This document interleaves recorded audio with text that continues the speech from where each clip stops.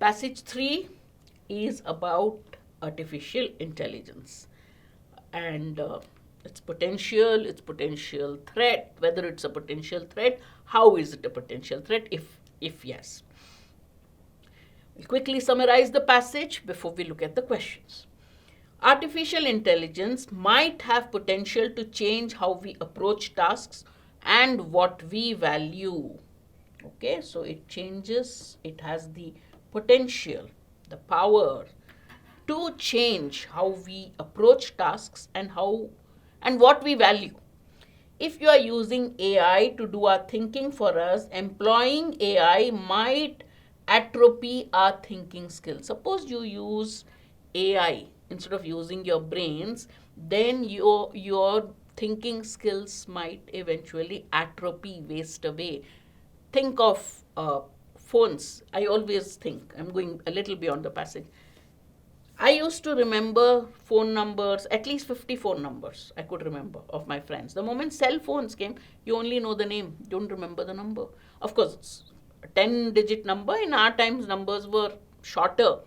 But even larger numbers you remembered, six-digit numbers. So many of them, relatives, friends, any phone. Now, who remembers numbers? Even your own number, you have to think, what's my number?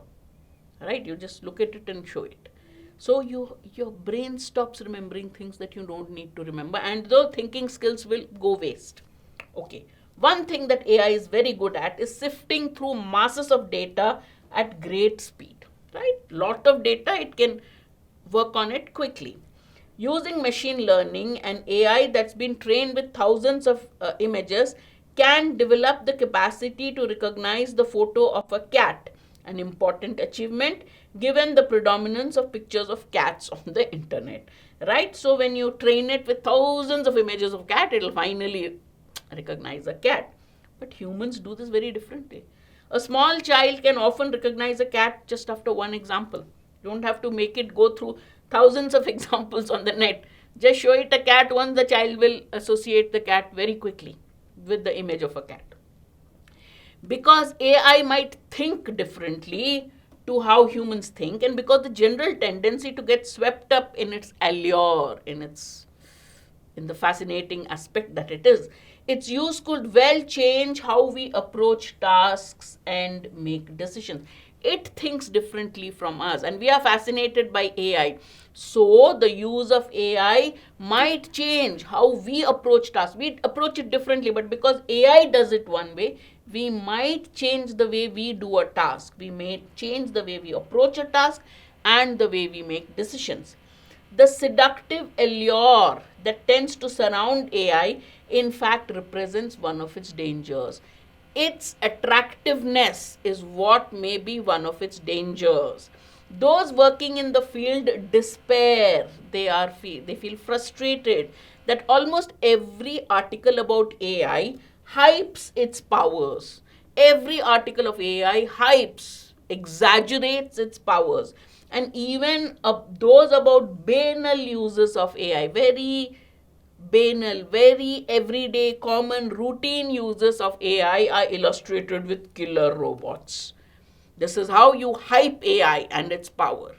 Even its very routine use that you put an AI to is shown, symbolized by killer robots. So, therefore, articles, the way we perceive AI, the articles write AI in a way that it hypes, the articles about AI hype AI, exaggerate AI.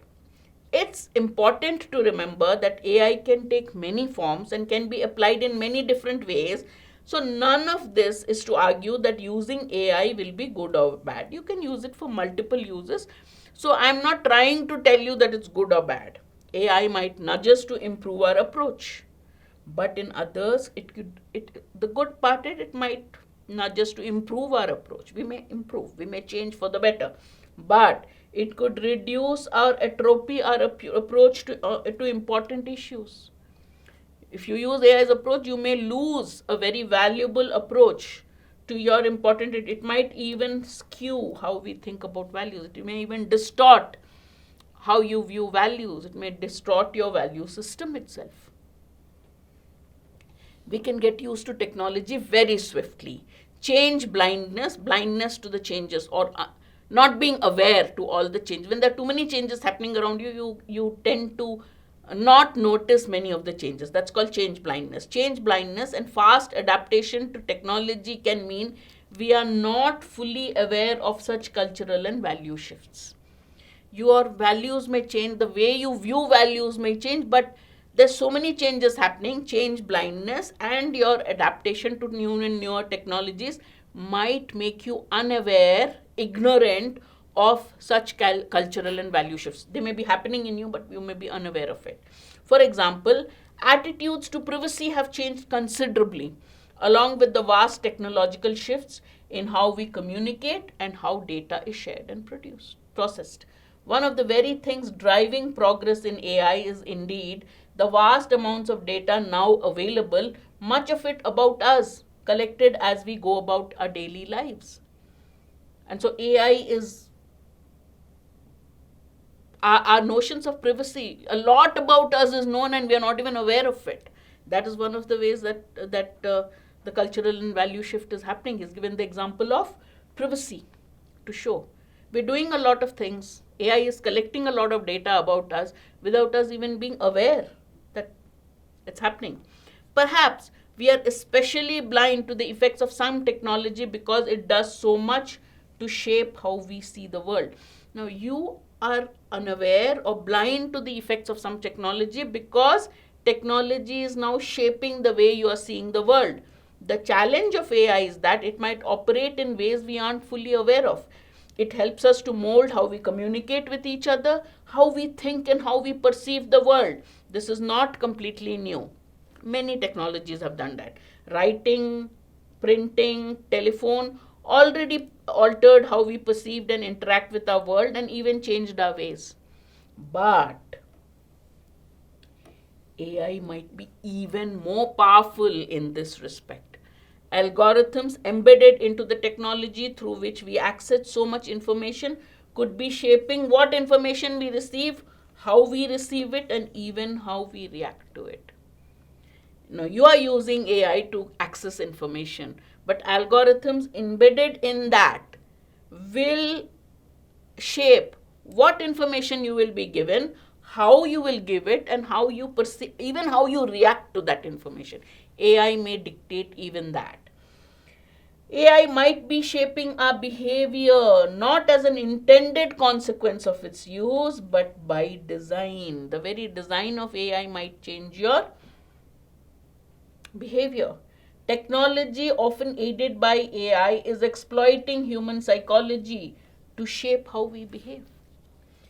Phones and social media platforms are designed by drawing upon psychological research on how to produce addictive responses to their use. This is one way on how your behavior is changing.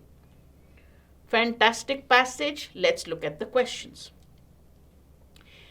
Question 9. Even those about banal uses of AI are illustrated with killer robots. What can be concluded? Banal means everyday, routine, trite, something that goes on every day. The use of AI has been very narrow and insipid.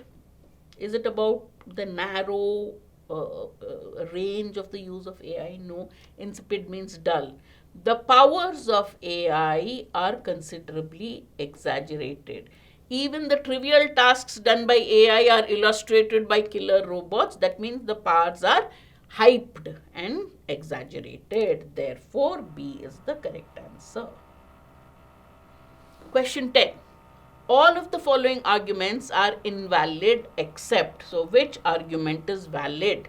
We have to, as we read, let's eliminate the invalid arguments and then look at the valid argument. AI tools are powerful because they think similarly to how human thinks. No, AI thinks very differently from us. That's why there's a danger that the way we think, the way we approach tasks is going to change with more use of AI. So this is wrong. A small child can recognize an image much more quickly than can AI. This is the example of the cat. AI has shown thousands of images of cats. Finally, it can identify a cat. But a child needs just to be shown once to react. Therefore, B is the correct answer. Okay? All right. Question 11. It can be inferred from the passage that AI, so now when it's asking, the passage is about AI. If it's asking what can be inferred from the passage about AI, most likely that inference would be on a main point of the passage, so we don't have to go back to the passage. Let's quickly see, otherwise we'll go back. If it's a specific detail about AI, we may have to go back to the passage. But generally, it's on the main point, so you don't have to refer to the passage again. AI is dangerous for humans to use. The author has not said that. He said there are both good and bad, and I am not saying that AI should not be used because it's dangerous, right? AI may enhance our cognitive skills. He doesn't say that. Our thinking may atrophy, it may waste away. AI is a much more powerful tool than previous inventions. Printing, writing, all these technologies changed us. They change the way we think, they change the way we behave, but AI's influence may be much more powerful than all these previous inventions. He has said that. Therefore, answer is C. All right. Okay. Question 12. What's the primary purpose of the passage? Why has the author written the passage? To describe how AI can mold and shape our minds, to highlight the dangers of AI, highlight that fact that AI is a far more powerful invention than previous inventions, or advocates the use of AI to make our lives easier. It does describe how it can mold and shape our decisions and approach more than any, and behavior.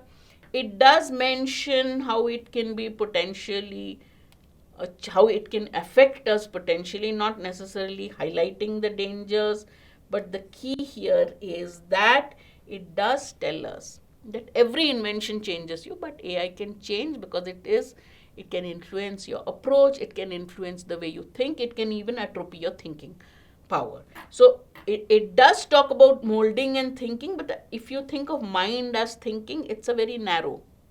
It's not just a description, right?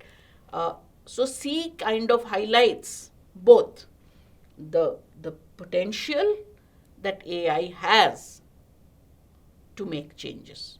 So it's more powerful than other inventions. That is what it's saying. How is it more powerful? Because it is bringing in so many changes. It can change our thinking, it can change our behavior, all that. So all that sums up the main point, and therefore C is the answer.